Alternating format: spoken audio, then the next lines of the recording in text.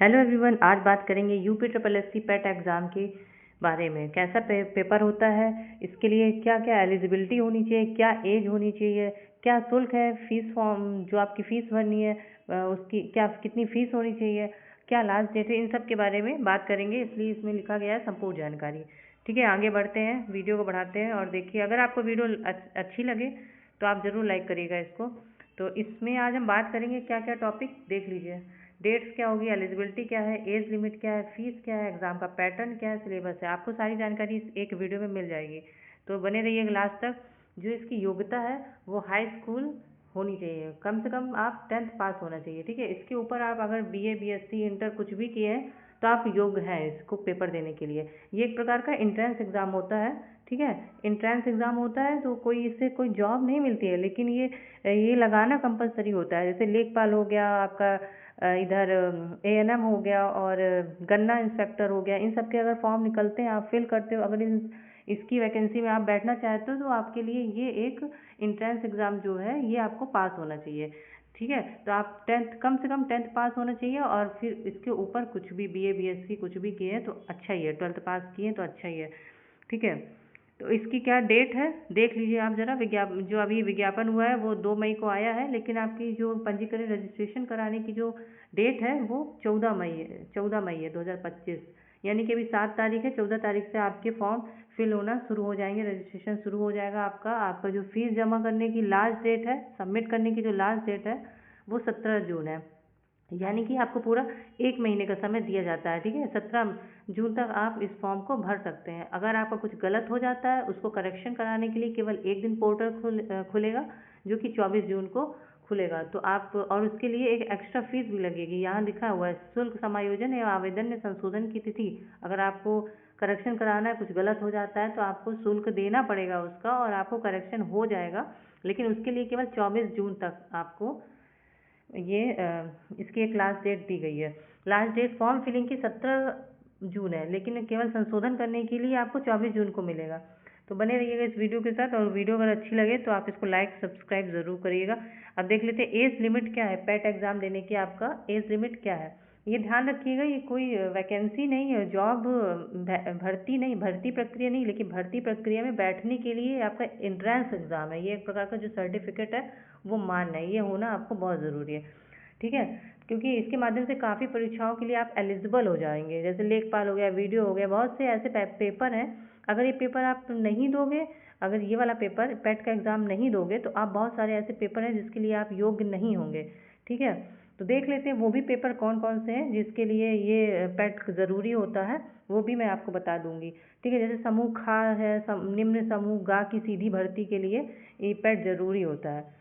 तो इसकी एज क्या होती है, 18 साल, 18 साल से 40 साल तक के लोग इस फॉर्म को भर सकते हैं। और जो एससी कैंडिडेट है, एसटी कैंडिडेट है, उनको 5 साल की छूट होती है एक्स्ट्रा।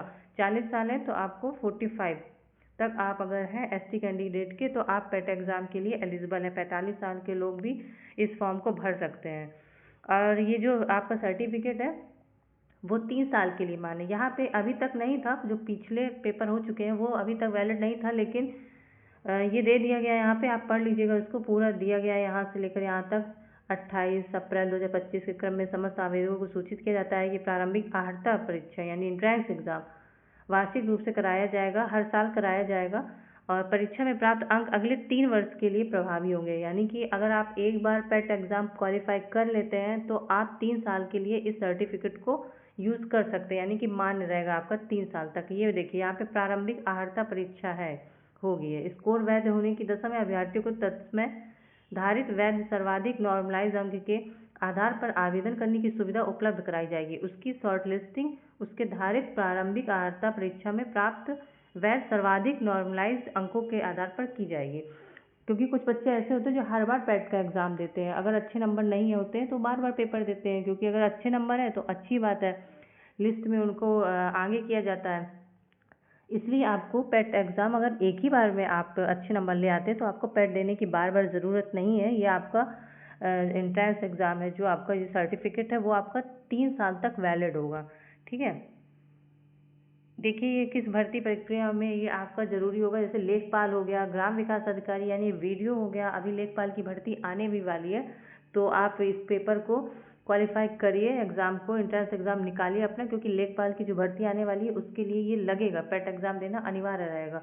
तो आप अभी से इसको तैयारी करने में जुट जाइए। जैसे जूनियर असिस्टेंट हो गया, ट्यूबवेल ऑपरेटर हो गया, ANM हो गया, मुख्य सेविका हो गया, फॉरेस्ट गार्ड हो गया, गन्ना सुपरवाइज़र है, ऑडिटर है, आदि बहुत सारे ऐसे पद हैं जो UPSSC की जो भी भर्ती निकलती है उसमें पेट देना बहुत ही अनिवार्य है।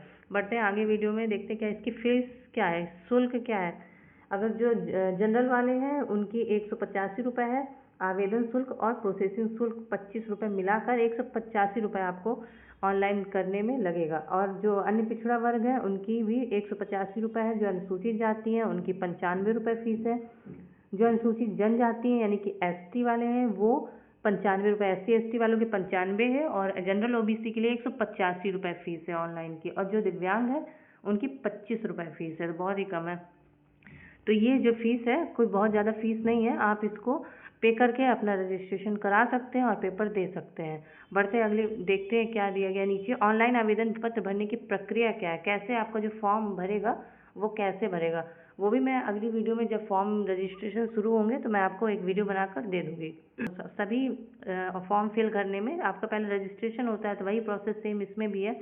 आपका पहले रजिस्ट्रेशन होगा, उसके बाद फ़ोटो एंड साइन अपलोड होगी, उसके बाद जो भी फॉर्म का शेष विवरण रह जाएगा वो भरा जाएगा, फिर फीस का भुगतान किया जाएगा, फिर लास्ट में सबमिट भी करना पड़ेगा आपको। इसके बाद आप प्रिंट आउट ले सकते हैं, फॉर्म का प्रिंट आउट ले सकते हैं। इस प्रकार आप अपने फॉर्म को पूरी इन प्रोसेस के माध्यम से आप अपना ऑनलाइन फॉर्म प्रक्रिया पूरी कर सकते हैं।